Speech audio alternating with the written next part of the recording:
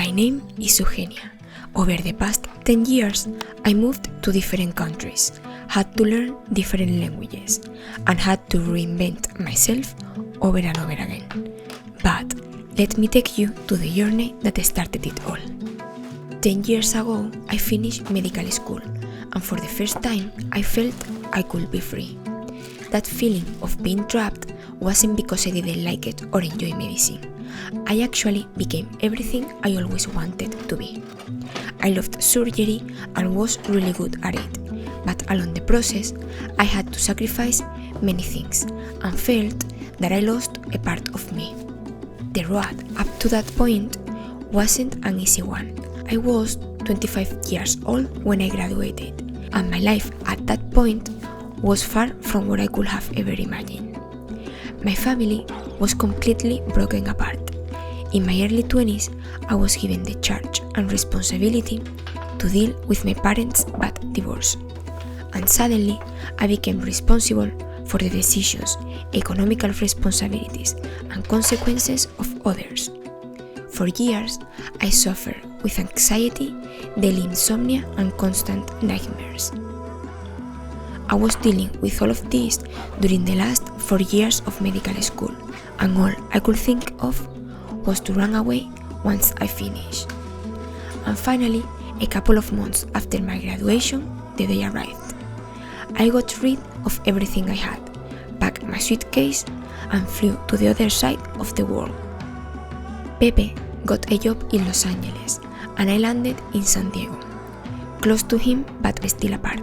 During the first months, I worked as an au pair with an agency called Au Pair Care that ripped me off and took advantage of young girls with dreams like mine, not caring for our well-being, blessing us with sometimes bad families that were only looking for cheap labor, and paying us so little that we really had no other exit than to keep working. I was making less than $200 per week, working more than 45 hours. Luckily for me, Pepe drew a line and invited me to leave the job, move with him to Los Angeles, and figure it out on our own. My only professional option in the US was to work as a doctor, but in order to do that, I had to pass a few exams so my European license could be validated there. A year went by, and I found myself isolated, lost, and in a country I had never been at, but with no other option than to continue with the decision of completing what started when I was 11 years old and decided to become a doctor. As much as I loved medicine, I knew I would never thrive in the competitive and individualistic environment that I lived during my university years. And I also knew that as much as I loved California, I wasn't going to live there forever. As extreme as it could sound, one morning I woke up and realized, what if I'm not here tomorrow? What if the airplane I'm taking today never makes it to its destination? It wasn't just a morning thought. I have had that thought before, but that time was different. I felt it with all my body and gut. It was the very first time I felt something so vivid, and instead of running from that feeling, I embraced it completely, and the course of my life changed forever. I always felt I had to sacrifice many things in my life in order to become someone to the eyes of society, never having time to explore creativity in something that was not a mathematical equation, a chemistry problem, or a complex exam.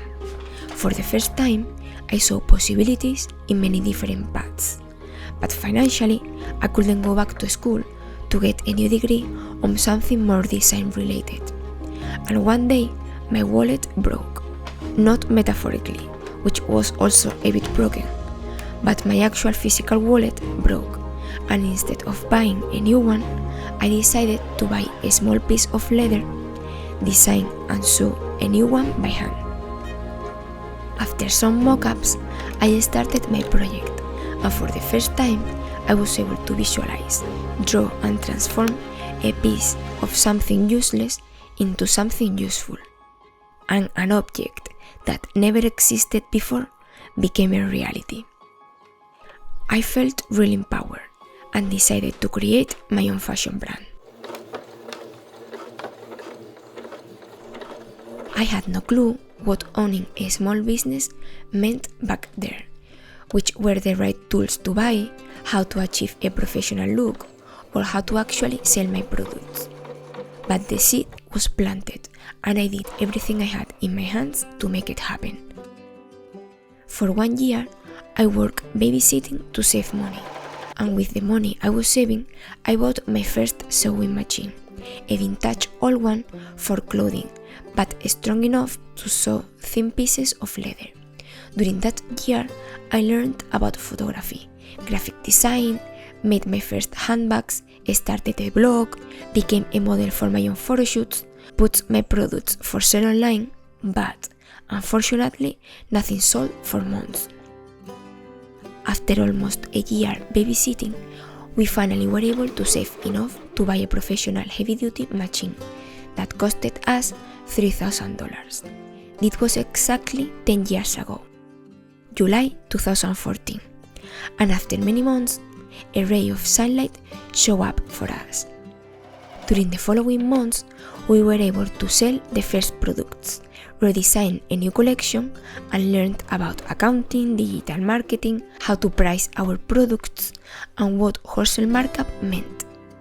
The first products took us days to make, and after endless nights working in our Santa Monica studio, we continued working and saving to buy new leather pieces, design new products, improved my modeling skills, and shoot better pictures. Alright, it is 7 p.m. and after spending pretty much the entire day cleaning and organizing the workshop, finding all the tools that I needed and figuring out a way of laying out the pattern and carry it out, I'm done. I realized in the last piece that I made a mistake and this trim wasn't 3 centimeters. I read the measurement in inches. I couldn't believe it. Luckily, I ordered half a meter more of the fabric, and with that extra fabric I was able to cut these pieces. I will have to sew them together because I need them longer than I was able to cut with the leftover fabric that I had, but this is going to be the trim for the buttonholes and the buttons, so hopefully it's not that big of the deal and I don't see the mistake as clearly. It's been it's been actually 4 years since I haven't used the sewing machine. The last time that I used it was in 2020. I made a dress and then a few weeks later we moved to Portugal to find properties, and then we moved here with the camper van, and of course I couldn't bring the sewing machine with me. I had plans to do this project last summer, but here I am a year later. Fortunately, I decided this year that I'm going to complete all the things that I wanted to make, so this is one of those things. After all that work, we were ready for our first in-person event during the Christmas season of 2014, the unique LA Market event. To tell you I went out of my comfort zone is an understatement. Sonia Brasula, the visionary and organizer of the event, selected one of our handbags as the main image for all the posters and postcards that were going to be promoting the event. The day before the event started, in the art district of downtown LA, the organizers of the event held a conference for all the designers and makers, and me, with my broken English, was called to stand up in front of hundreds of designers to explain the why behind our brand and how I could motivate others. All I could think of was all the struggle and boundaries I had to push to be there at that exact moment, in front of many people who I admired and were an inspiration for me. And finally, it was Saturday. The day of the event, we prepaid the parking ticket for the weekend, and we spent the last $50 we had in our bank account. When we signed up for the event, we rented the smaller booth spot they offer, handmade the furniture stands, we were going to use to showcase the products and spend all of our savings and time to make each and every one of those products. The doubts and fear of failure was pretty high, especially during the first morning at the event, when nobody really stopped at our booth and we didn't sell a single product. But after lunch, our friends started to show up at the event. I think they saw our sadness behind our smiles, and they bought a few keychains we made for the event. And the guy next to us, who was also the co-owner of another handbag brand, talked to us. He was selling a lot of bags and was doing really well that day. But instead of bragging about it and make us feel more miserable, he hyped us up, told how hard were his first days, complimented our designs, and forced us to keep being happy and not focus on sales. During the next day and a half of the event, we sold every single product we made. Our booth was completely empty by the end of the show, and for the first time, we had made our first solid income from that dream.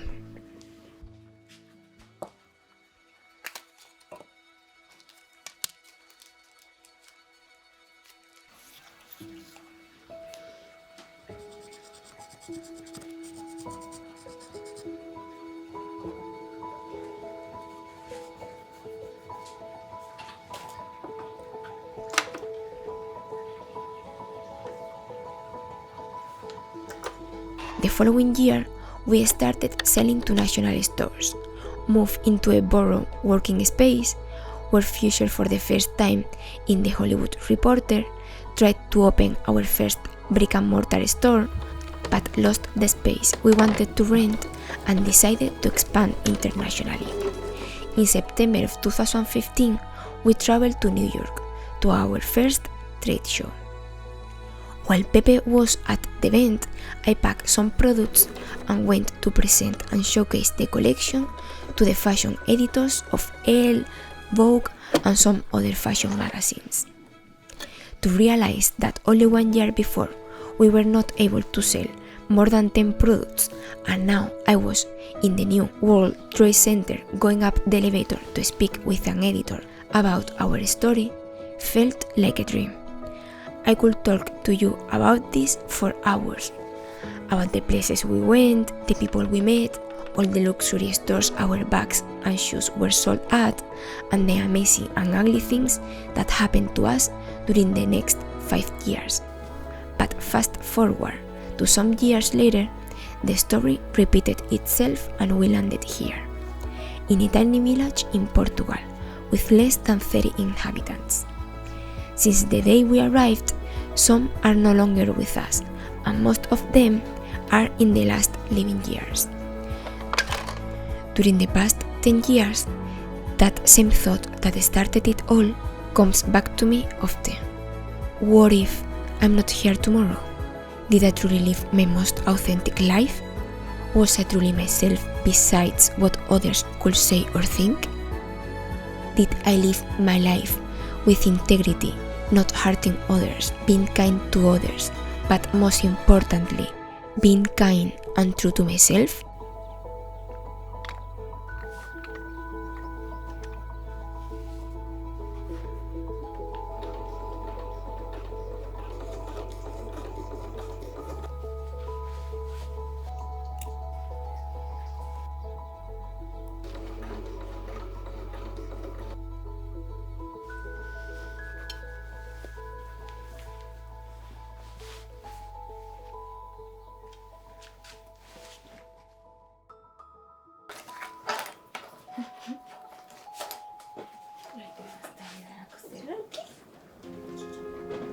During these past 10 years, death has been close to me. I have seen so many young people be gone too soon, witness a terrorist attack at my university campus, a bomb exploding right in front of our eyes in New York while on a trip for a trade show. A mass shooting happened in the same neighborhood where we lived and cycled in Santa Monica. I myself could have been gone by now after a few scary accidents, but instead, here I am. While I believe our souls are eternal, time in this earth won't last forever, and for what is worth, I will continue to follow my heart. Do the things I love with passion, learn new skills with resilience, speak my truth even if others are not ready to hear it, and reinvent myself over and over again.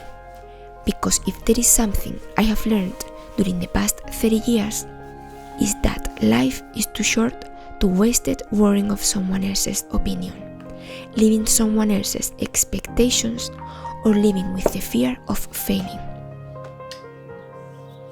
Nobody can hurt you. After all, we all come with a unique story to tell, and to transform like an alchemist an energy that is already available to create a better future for you and for others. Many people had helped me during this process. Some of them did help intentionally, and some others without even knowing it. I took every positive thing that happened to us and used it to steer the boat, and all the negativity that came our way as a burning fuel to push our boat forward. Many companies also helped us during the process, believing on us and what we had to offer, and one of these companies is Squarespace, a brand that contacted us in 2014 to do a photoshoot together, and is now the sponsor of my online creations. Squarespace is the platform that allowed me to turn my dreams into reality back in 2014, and 2 years ago was the platform that helped me to launch my farm-to-table garden guide and my latest farm-to-table cookbook. With no coding experience, they offer to all entrepreneurs an affordable option to showcase our creations to the rest of the world, with beautiful and professional looking templates. They help you to stand out with a beautiful website, which I easily created in less than a week. With their fluid engine, you can easily customize your website with the new drag and drop technology from your desktop or mobile. Their service offers many different features, such as selling physical and digital goods, blogging tools, mailing lists, member areas, or the ability to link any social media platform to your webpage, so you can share your beautiful creations with the rest of the world. If you're interested in effortlessly creating your own blog or website, go to squarespace.com/Eugenia Diaz for a free trial and a 10% off your first order of a website or domain. I will leave all the links in the description box. I look forward to seeing you sharing your unique talents with the rest of the world. It's done and it's looking amazing.